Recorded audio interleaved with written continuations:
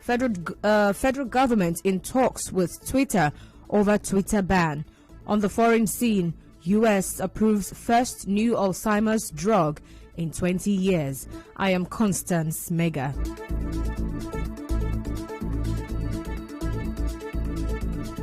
Partial work resumed at the River State Judiciary Complex in Port Harcourt today, 2 months after the state chapter of the Judiciary Staff Union of Nigeria, JUSUN, joined the ongoing national strike.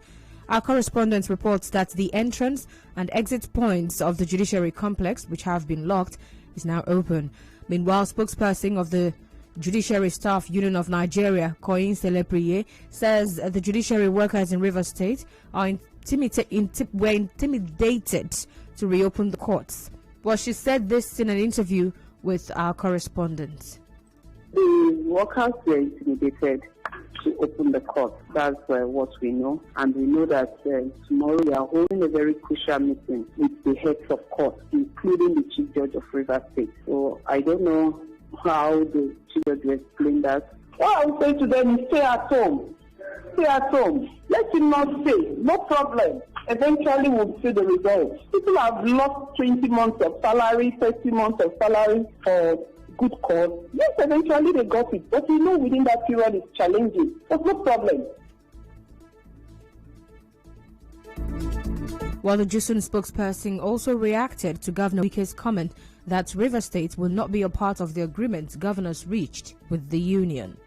If the governor has said that he is paying autonomy, what I expect from him is to tell the other states, oh, it's now you guys are joining me. You are welcome. You should be the one telling them how it runs, not that it won't be passed. So that confirms the fact that he's talking from both sides of his mouth. That confirms the fact that he has not ever talked of autonomy in his state. So it's very unfortunate that it's coming from him. Nobody expected that from him. In the meantime, former chairman of JUSUN in River State, George Isokari, says agreements have been signed at the national level, but the strike is yet to be called off. He told our correspondent that heads of courts will be meeting tomorrow, after which the union's National Working Committee will meet. Well, he said the outcome of these meetings will determine the next line of action. Tomorrow the heads of courts will meet. When they meet, the outcome of their meeting will also form the basis for which the National Working Committee will meet. Agreements have been signed at the national level as of Friday. So the outcome of tomorrow's meeting will give us a direction as to what next to be done. We are in a committee meeting right now. Away from that, Governor Nyesom Wike says the state government will continue to work with Julius Berger Construction Company despite the opinion of opposition in the state. Well, Governor Wike said this during the signing of the MOU for the construction of the Dr. Peter Odili Cardiovascular Disease Treatment Center. River State will go out for the best. I did also say that for this project, a project of this nature, first of all, you have to identify a company that has the capacity.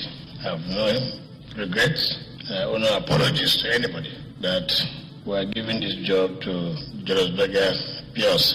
I don't care about the blackmail by some of the Lebanese companies in the state and their agents in government who think that because most jobs are done by Julius Berger, therefore there must be a special interest. Those are people who are so fake and so small-minded. Nothing will stop me from going out for the best. Well, the foundation stone was later laid for the Dr. Peter Odili Cancer and Cardiovascular Disease Treatment Center in Rumuokuta. Also, the Mother and Child Specialist Hospital in Rumomasi, Port Harcourt, was commissioned today by the Minister of Health, Osage Ehanire, as part of activities marking Governor Wike's 6th year in office. Moving on now, Inspector General of Police Usman Baba has ordered the suspension of issuance of police permits to owners of vehicles with tinted glass nationwide.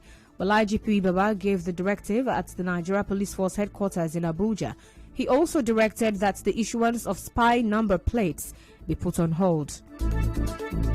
The federal government held a town hall meeting on the destruction of public infrastructure in Abuja today.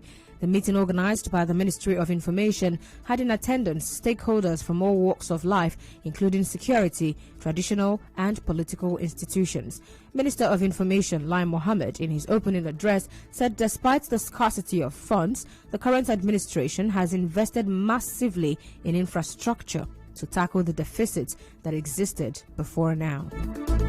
Still ahead, federal government in talks with Twitter over Twitter ban. Stay tuned.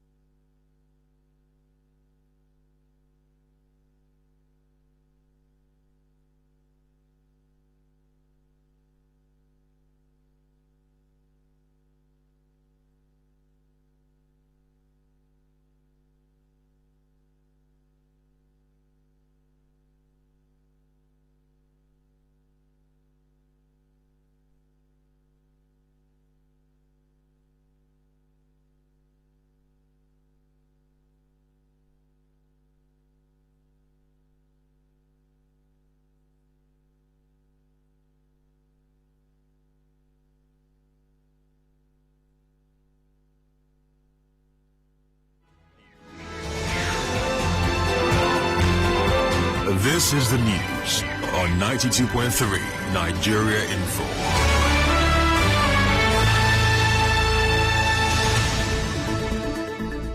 The People's Democratic Party, PDP, has alleged that the APC and its leaders are behind the ban on Twitter operations in Nigeria. A statement by the PDP National Publicity Secretary, Kola Ologbonneyo, accused the APC of seeking to stifle free speech in an attempt to vanquish Nigerians. The National Broadcasting Commission has directed all broadcast stations in the country to suspend the patronage of Twitter with immediate effect. The Acting Director General of the NBC, Professor Armstrong Idachaba, issued the directive in a statement today. Well, he said the decision followed the suspension of Twitter operations in Nigeria by the federal government. The commission directed the broadcast stations to deinstall Twitter handles and desist from using it as a source of information gathering for news and programs presentation. In the meantime, Minister of Foreign Affairs Jeffrey Onyama says the federal government is in discussions with Twitter over the ban of its operations in Nigeria. Mr. Onyama said this today at a meeting over the issue with the envoys of the United States, United Kingdom, Canada and the European Union in Nigeria. Well, he said he cannot say for now the duration of the suspension. The minister also said the Twitter ban is aimed at rebalancing the media as forces of good. We had very fruitful discussions and listened to each other and clarified a lot of areas to one another. We have to really keep an eye on the main objectives of this government. When Mr. President was elected, security was number one on his list of priorities. Without security, everything else fails. And it will be a vicious circle. And we'll all be losers. This government, Mr. President, is absolutely determined that Nigerians have to live in peace and security and that we have to keep our country together. Now, on her part, the U.S. ambassador to Nigeria, Mary Beth, maintained that banning systems of expression is not the answer. We are here as partners who want to see Nigeria succeed, unified, peaceful, and prosperous. And we are Nigeria's strong partners on issues of security, and we recognize the daunting times and the array of security challenges that confront Nigeria. While they are daunting, they are not insurmountable, and part of the way that you surmount them is through the partnership of the people that you see represented here, not only in physical security, but in terms of expanding opportunities and promoting mediation and dialogue. We look forward to continuing that partnership with Nigeria and continuing our conversation about media freedom. Well, today's meeting followed comments by these countries on the suspension of Twitter operations in Nigeria. In business, Director General of the Lagos Chamber of Commerce and Industry, Dr. Muda Yusuf, has appealed to the federal government to review its decision on the ban of Twitter operations in the country. But Dr. Muda, in an interview with correspondent Maureen Ogolo, said the decision is already affecting small business owners and corporate organizations. If there's need to seek redress, the government will explore other avenues of seeking redress because the collateral effect the collateral damage of this suspension is quite huge, especially for young people, young entrepreneurs who are in the tech space, many SMEs who are making a living from it. I think this is the way to go. We need to prevail on the government through engagement, through advocacy, to review this position and allow the users of the platform to go back and continue to use the platform. In entertainment, Grammy Award-winning singer Wizkid has changed his Instagram name from Wizkid to Big Wiz. Without a formal announcement, the artist has hinted on how he would rather be addressed by fans. Well, there had been suggestions before now for him to remove Kid from his name based on his age and achievements in the Nigerian music industry over the past decade. And in sports, the Confederation of African Football says this year's Africa Cup of Nations draw scheduled for Yaoundé on June 25 has been postponed due to COVID-19. The seeded draw will create 6 groups of 4 teams with the winners and runners-up in each, plus the 4 best third-place sides advancing to the knockout second round.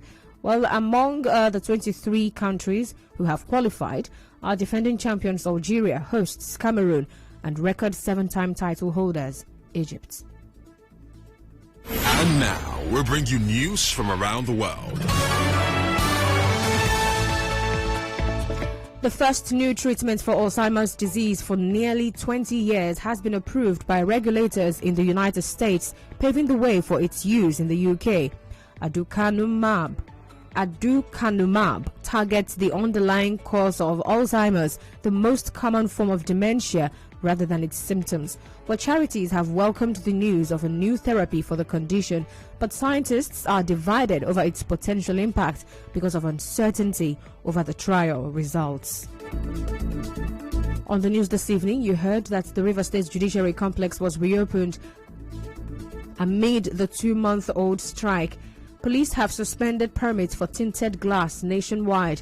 The federal government says it is in talks with Twitter over the Twitter ban.